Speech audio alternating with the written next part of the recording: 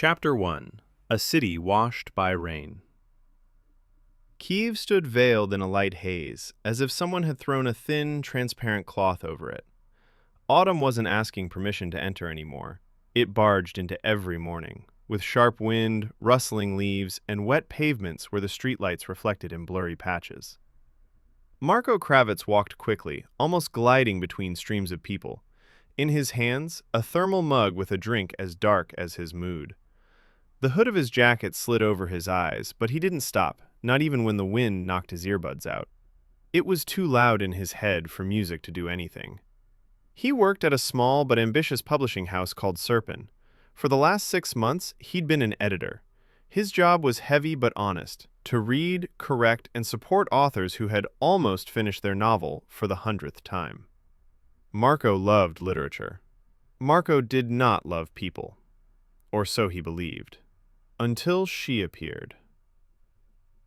Chapter 2. An Open Door. Her name was Leah, just Leah, short, bright, unforgettable. She entered the publishing house as if she carried light with her.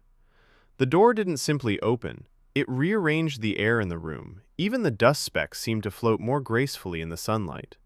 Leah came with a manuscript. Marko was just about to pour himself more coffee when he froze. Maybe because of her honey-dark hair or her confident yet openly sincere gaze.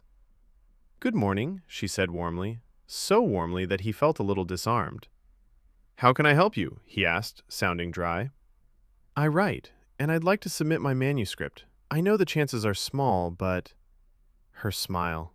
Not perfect, a bit shy, a bit determined, but it made him want to stop pretending he was tired. Marko took the manuscript. "I'll read it," he said. He didn't know that by reading her novel, he would end up reading her. Chapter 3. First Cracks. A week later, he was already lying to himself. "I just like her style. She's talented, nothing more. I'm simply curious how her story ends." But he found himself rereading not pages, sentences. Not sentences, words. And behind each word, he saw her voice, her intonation, her gaze from that first day. Marko usually missed small details. Now he noticed everything. How she laughed at her own jokes, how she tucked her hair behind her ear when she was nervous, how attentively she listened, even to silences between sentences. They met at the office often, too often for manuscript editing.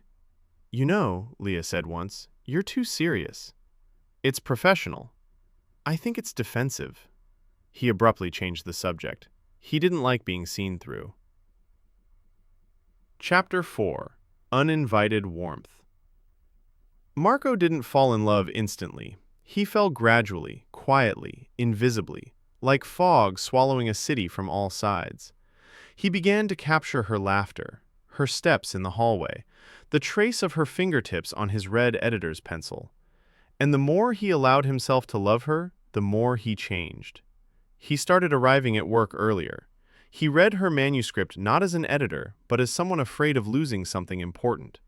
He noticed how effortlessly she lived her days, and how hard he tried not to reveal that he waited for her. But nothing remained simple. One day she said, "It means so much that you support me. You've become my friend." The word hit him like a stone. Friend. Marko smiled. "Yes, of course."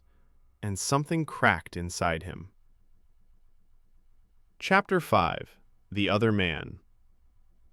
Marko learned about the other man by accident. His name was Timur, a photographer hired for the publishing house's author portraits, and Leah glowed next to him in a way she didn't next to anyone else.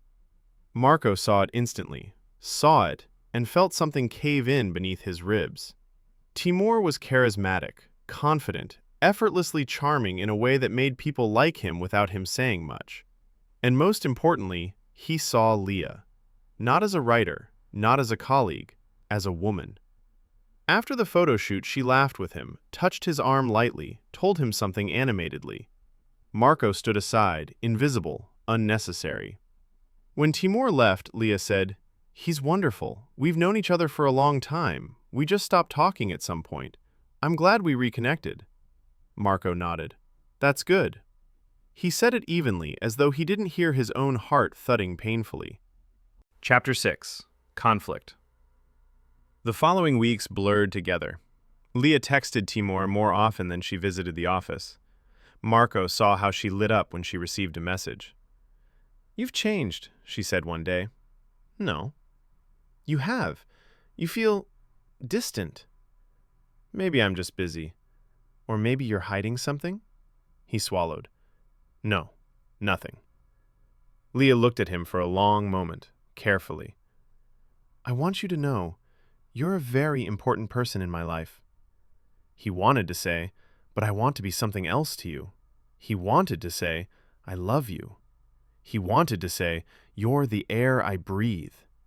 Instead, "I appreciate that."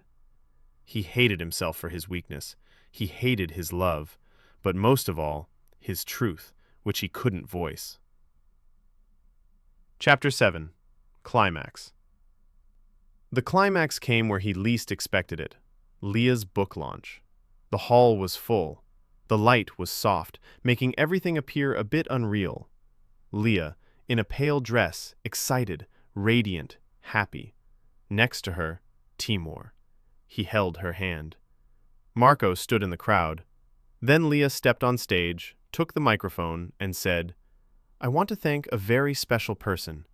I wouldn't have believed I could write without him. He supported me when I doubted every page.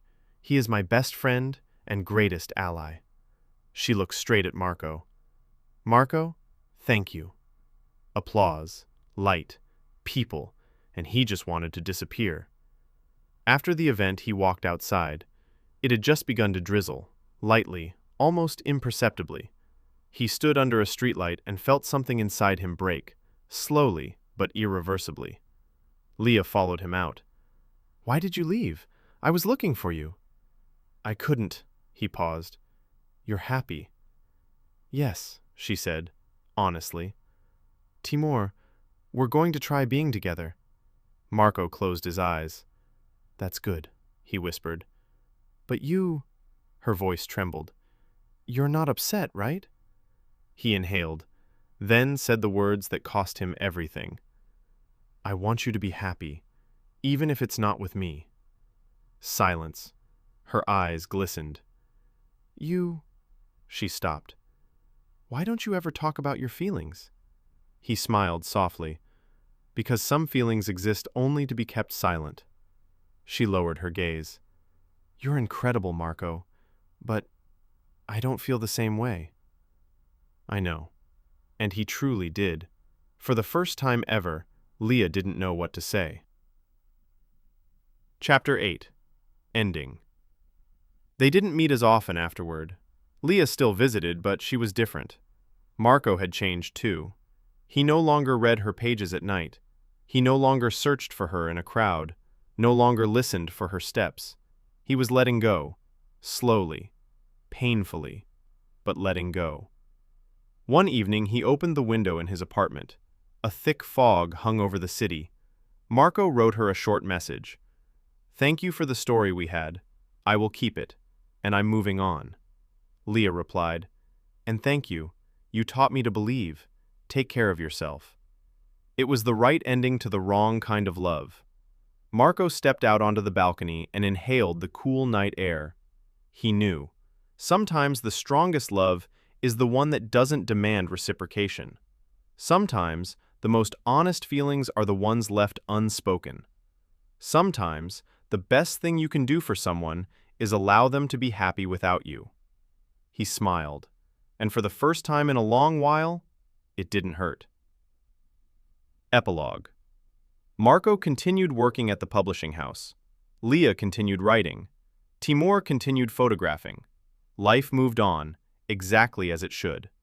The love never became mutual, but it became meaningful. Because sometimes unrequited love isn't an ending, it's a chapter. One that teaches you to grow deeper, truer, braver. Marco lived through that chapter, and from it, a new story began. His own.